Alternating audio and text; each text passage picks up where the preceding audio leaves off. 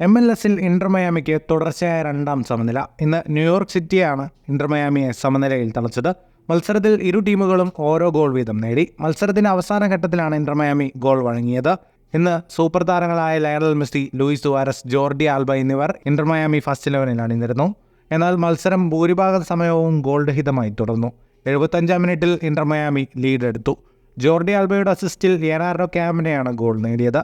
മത്സരം പുരോഗമിക്കവേ Inter Miami വിജയം സ്വന്തമാക്കുമെന്ന് തോന്നിക്കവെയാണ് 95-ാം മിനിറ്റിൽ ജെയിംസ് സാൻസിന്റെ ഗോൾ ന്യൂയോർക്ക് സിറ്റിക്ക് സമനില സമ്മാനിച്ചത്.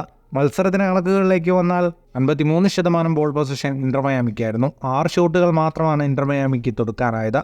2 ഷോട്ട് ഓൺ ടാർഗറ്റ്. 446 പാസുകൾ 83% കൃത്യതയോടെ ഇന്റർ മയാമി പൂർത്തിയാക്കി. അതേസമയം ന്യൂയോർക്ക് സിറ്റി 17 ഷോട്ടുകൾ തൊടുത്തപ്പോൾ 4 മാത്രം ഷോട്ട് ഓൺ ടാർഗറ്റ്. മത്സരം സമനിലയായെങ്കിലും ഇന്റർ മയാമി തന്നെയാണ് MLS ഈസ്റ്റേൺ കോൺഫറൻസിൽ 1-ാം സ്ഥാനത്ത്. 30 കളികളിൽ 64 പോയിന്റാണ് ഇന്റർ മയാമിക്കുള്ളത്. 2-ാം സ്ഥാനക്കാരേക്കാൾ 8 പോയിന്റ് ലീഡ് ഇന്റർ മയാമിക്കുണ്ട്.